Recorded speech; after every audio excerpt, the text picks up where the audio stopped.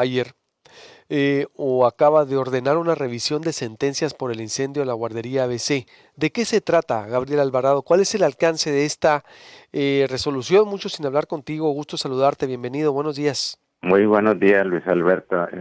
Pues con todo gusto tratamos de entender esta resolución que se aprobó por unanimidad el día de ayer. Se trata de que le está ordenando, en este caso, al magistrado del Tercer Tribunal Unitario, que fue la persona que en el año de 2017 resolvió en grado de apelación la sentencia emitida en contra de 22 personas que habían sido juzgadas y eventualmente sentenciadas, ¿no? De ese universo de 22, 19 de ellas habrían recibido sentencias condenatorias, ¿no? Que oscilaban entre los 14 y los 29 años y algunos meses más de prisión, mientras que 3, que son particularmente mujeres que laboraban en el área de guarderías de la Delegación Sonora del Instituto Mexicano del Seguro Social, habrían recibido sentencias absolutorias, ¿no?, de los cargos que se les habían imputado. Y pues ahora nuevamente el expediente regresará a ese magistrado para que emita una nueva resolución en la cual deberá ajustarse a los términos de lo que acaba de dictaminar la Corte, que según entiendo, porque no lo he visto bien cómo quedó el proyecto aprobado, debe de reducir las penas que originalmente se les habían impuesto. Ujú. En esencia se trata de eso, ¿no? De emitir una nueva resolución que reduzca las sanciones privativas de libertad que se les habían impuesto a las personas y que por otro lado incorpore a estas otras 3 señoras para que reciban una sanción no conforme a los parámetros de esa resolución aprobada al mediodía del día de ayer. Entonces, es reducir las penas a los imputados, a los 19, no extiende la lista de 19 a 22, así se leía ayer. Sí, sí, sí. O sea, lo que pasa es que de esas 22, de esas 22, 3 habían sido absolutorias. Y en el caso de ellas se modifica, se cambia el escenario. Y de ser absolutorias, ahora van a ser condenatorias. ¿Quiénes eran ellas 3? Esas 3 personas. Eh, son Irma Delia Botello Amante, la señora Irma Crescencia, este, Irma Crescencia, no recuerdo el otro apellido, y son las otras señoras Yadira Barreras. Son las 3 servidoras públicas que estaban en el área de guardería del IMSS.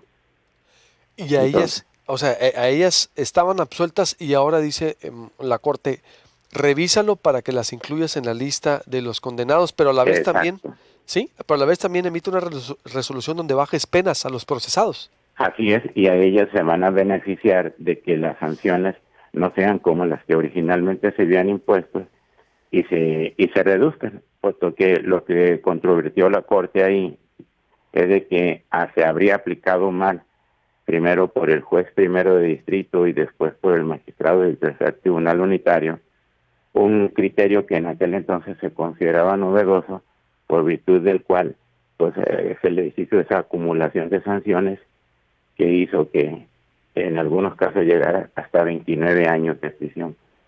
Ujú. Y, y que la aplicación de ese criterio implicaba una violación a la garantía constitucional que contenía en su artículo 14, que señala que no debe aplicarse retroactivamente en perjuicio de persona alguna, ¿no?, alguna ley o disposición.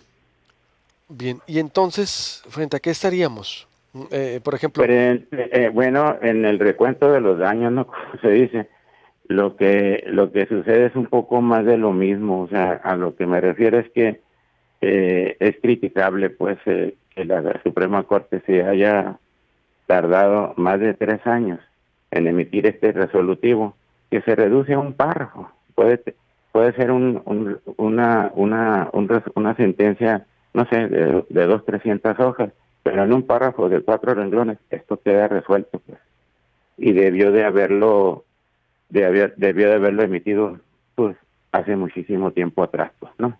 ujú, Y viene quedando nuevamente esto en el limbo, pues, porque las familias, el estatus de las familias o para las familias que representa eso, pues prácticamente nada, salvo un poquito más le agrega un ingrediente adicional pues a todo el esquema de impunidad que ha imperado en el caso a lo largo de estos casi ya 12 años, ¿verdad?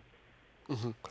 Y entonces tendríamos qué situación, dices, prácticamente es más de lo mismo, de impunidad, aunque bueno, no para las imputadas, ¿no? Las que estaban absueltas las vuelven a meter, por ejemplo.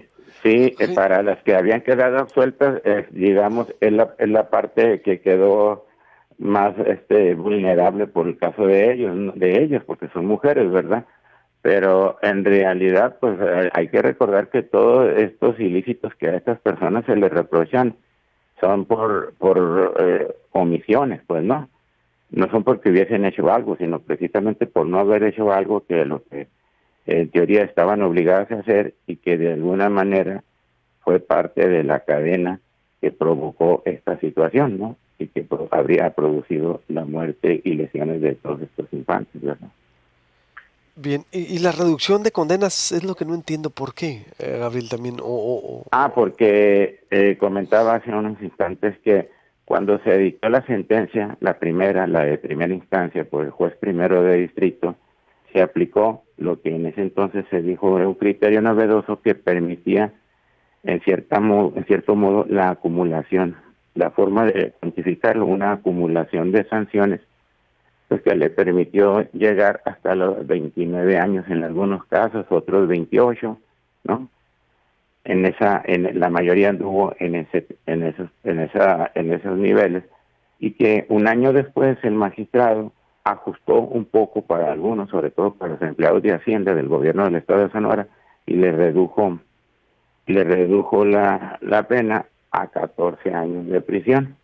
Pero ahora, por lo que vemos, lo que está diciendo la Corte es que ese criterio fue aplicado incorrectamente, porque en la época en que ocurrió este evento, este suceso que tuvo lugar el 5 de junio del 2009, pues no existía una disposición que permitiera una aplicación de esa manera, pues. Entonces, por eso se aplicó, dice la Corte, incorrectamente en forma retroactiva y en perjuicio pues de ese grupo de personas que hoy pues se ve beneficiada, pues porque en sí la resolución es la concesión de un amparo de la justicia federal. En es todos los casos, incluyendo también a los padres que se habrían inconformado, ¿no?, con la absolución de las 3 señoras del IMSS, ¿verdad? bien. Entonces, conclusión, Gabriel. Conclusión, si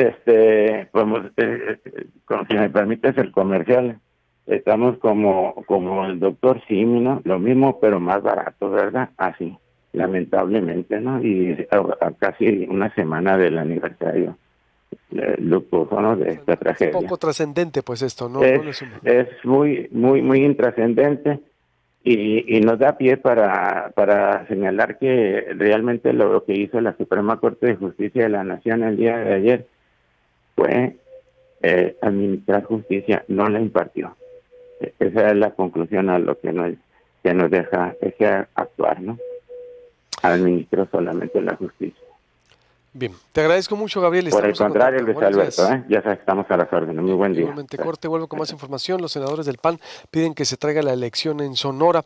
El INE sube de tono, sube de nivel la exigencia contra la actuación del Instituto Estatal Electoral en Sonora, y lamentable el silencio de la autoridad para todos los temas. Inédito, en verdad.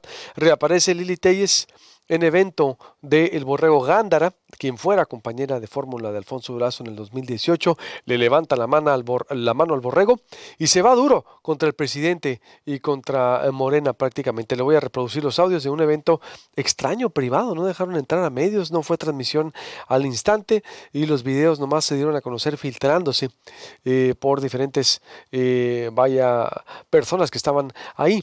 También el Borrego Gándara dice, o invitó a su gabinete a Norberto Barraza, y mucho más aquí en Proyecto Puente. Adictus, primer juego de mesa en México para prevenir